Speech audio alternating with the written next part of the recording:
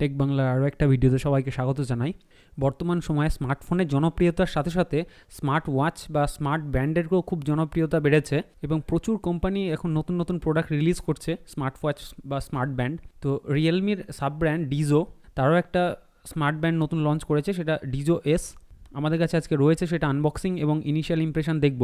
বর্তমানে এটার দাম রয়েছে 2500 টাকা এবং ফ্লিপকার্টে এটা পাওয়া যাচ্ছে।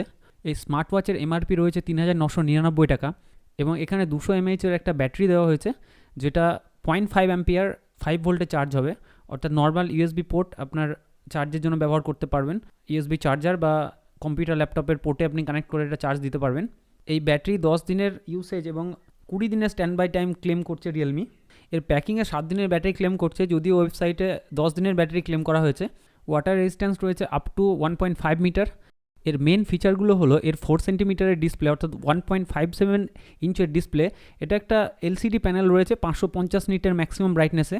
110টার বেশিও স্পোর্টস মোড রয়েছে, ব্লাড অক্সিজেন এবং ব্লাড স্যাচুরেশন মনিটর রয়েছে। এই স্মার্ট ওয়াচে আপনি 150রও বেশি নতুন নতুন ওয়াচ ফেস অ্যাড করতে পারবেন। হয়তো ভবিষ্যতে আরও নতুন ওয়াচ ফেস অ্যাড করা হবে। তো এনিওয়েজ, লেটস আনবক্স ইট। দেখতে পাচ্ছেন এখানে র্যাপ করা অবস্থায় প্লাস্টিকে রয়েছে।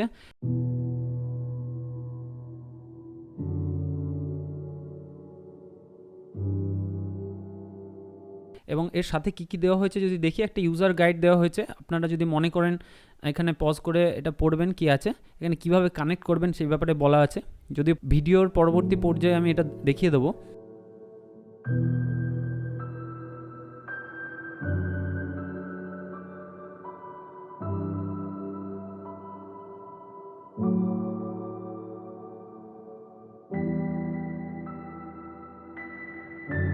একটা কার্ড দেওয়া হয়েছে যেখানে কাস্টমার কেয়ার নাম্বার এবং ওয়েবসাইটের অ্যাড্রেস, ইমেল আইডি এগুলো দেওয়া আছে।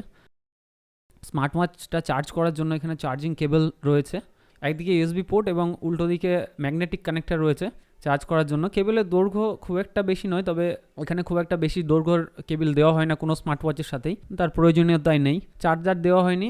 এবারে দেখে নিই স্মার্ট ওয়াচটা।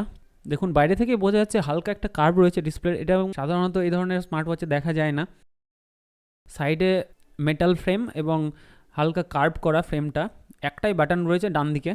ওপরে নিচে রাবার স্ট্র্যাপ এবং পেছনের দিকে দেখুন এখানে সেন্সার এবং চার্জিং কানেক্টরটা দেখতে পাবেন।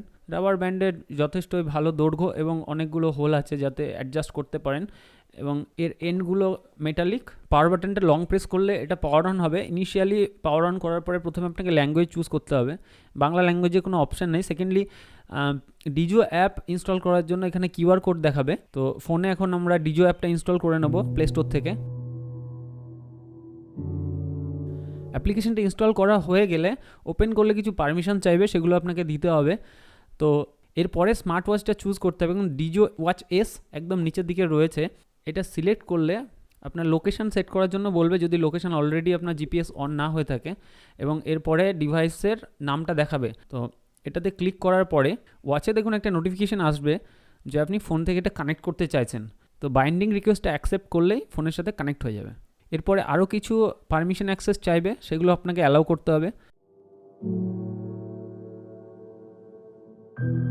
এরপরে অ্যাপের মেন ইন্টারফেসে আপনি পৌঁছে যাবেন।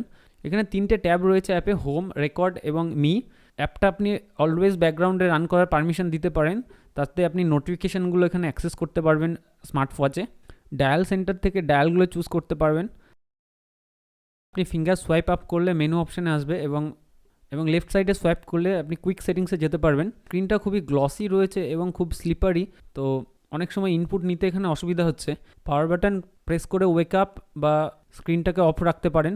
বিভিন্ন মেনু অপশানগুলো একটু দেখে নিন এখানে। ওয়াচ ফেসগুলো কীভাবে চেঞ্জ করবেন।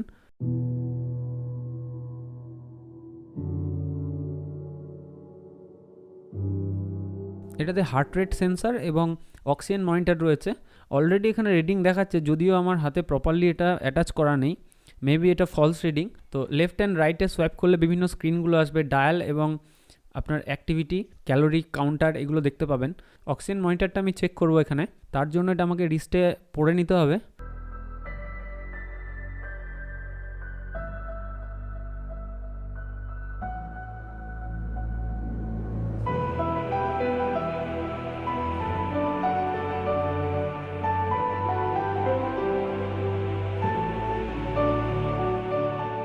মেজার করতে বেশ কিছুক্ষণ সময় লাগছে, বাট একবার রিডিং আসার পরেও এটা কন্টিনিউয়াসলি মেজার করতে থাকছে এবং দেখুন এখানে ভ্যালু চেঞ্জ হচ্ছে 98, 97, 99 পর্যন্ত। তো একটা সুস্থ মানুষের ক্ষেত্রে এটা ফেয়ারলি অ্যাকুরেট বলে মনে হচ্ছে আমার। এর সাথে সাথে হার্ট সেন্সারেও মেজার করে দেখি।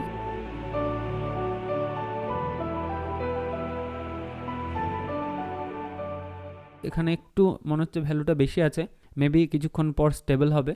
তো হার্ট রেট এবং অক্সিজেন মনিটর করা ছাড়াও স্লিপ মনিটর, বিভিন্ন ওয়ার্কআউট কি করছেন, তাদের কত ক্যালোরি কনজাম্পশন হচ্ছে, weather, alarm, timer, flash light, আপনার find my phone feature, remote camera, notification access, sleep monitor, music control, এই সমস্ত ফিচারগুলোর সাথে পাচ্ছেন।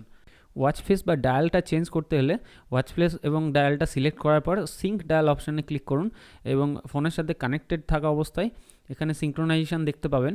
কিছুক্ষণ টাইম নেবে এবং সিঙ্ক্রোনাইজ হওয়ার পরে এই ওয়াচ ফেসটা ফোনের মধ্যে চলে আসবে, কিন্তু ওয়াচ ফেসটা সবসময়ের জন্য ফোনে ইনস্টল হয়ে থাকবে না। আপনাকে নতুন ওয়াচ ফেস আবার ইনস্টল করলে এই ফোন থেকে ওই ওয়াচ ফেসটা ডিলিট হয়ে যাবে। রেস টু ওয়েক আপ ফিচারটা সঠিকভাবে কাজ করছে না, বাট আমি পরবর্তীকালে এটা রিস্টার্ট করার পর কাজ করছে, যদিও এটা আমার মনে হচ্ছে অনেকটা ল্যাগ রয়েছে এবং এটা সবসময় অ্যাকুরেটলি কাজ করছে না। তো এখানে একটা ইমপ্রুভমেন্টের ব্যাপার আমি দেখতে পাচ্ছি। এখানে ডিসপ্লের রেজলিউশন রয়েছে 200 পিক্সেল বাই 320 পিক্সেল, তো খুব হাই ডেপথের পিক্সেল ডেন্সিটি না, কিন্তু ইউজেবল এবং এই বাজেটের পক্ষে ঠিক আছে। কোনো অ্যামোলেড প্যানেলও নেই। ব্রাইটনেস ভালো, 550 নিটসের ম্যাক্সিমাম ব্রাইটনেসের আপনার বাইরে দেখতে অসুবিধা হবে না। এখানে আমি একটা ফুটেজ আপনাকে দেখাচ্ছি, বাইরে রোদ্রে এটা কেমন দেখতে পাবেন। তো ইনিশিয়াল ইমপ্রেশন মোটামুটি ভালো, এক্সেপ্ট 2-3টে জিনিস যেটা আমার মনে হয়েছে টাচ স্ক্রিনটা আরও বেটার হতে পারতো। অনেকটা স্লিপারি এবং তার সাথে সাথে অনেক সময় সঠিক ইনপুট নিচ্ছে না এবং ওয়েক টু রেজ অপশানটা সঠিকভাবে মনে হয় কাজ করছে না। এটাকে ইমপ্রুভমেন্টের ব্যাপার রয়েছে, মেবি ফিউচারে সফটওয়্যার আপডেটের মাধ্যমে এটা আরও ভালো করা যেতে পারে। ব্যাটারি ব্যাকআপটার ব্যাপারে আমি এক্স্যাক্ট বলতে পারছি না, ইনিশিয়ালি আমি এটা দেখছি, পরবর্তীকালে আমি ব্যবহার করার পর মেবি একটা ডিটেল রিভিউ দেবো। তার নোটিফিকেশান পেতে চ্যানেলটা সাবস্ক্রাইব করে রাখতে পারেন যদি ইন্টারেস্টেড হন। ওভারঅল আমার হাতে ওয়াচটা বেশ কমফোর্টেবল এবং বেশ স্টাইলিশ মনে হয়েছে এবং আমি satisfied with the purchase. Description বক্সে লিঙ্ক দেওয়া থাকবে পারচেসের জন্য যদি ইন্টারেস্টেড হন। আর ভিডিওটা ভালো লাগলে শেয়ার এবং লাইক করতে ভুলবেন না। আপনাদের সাথে পরবর্তী ভিডিওতে আবারও খুব তাড়াতাড়ি দেখা হবে। ধন্যবাদ।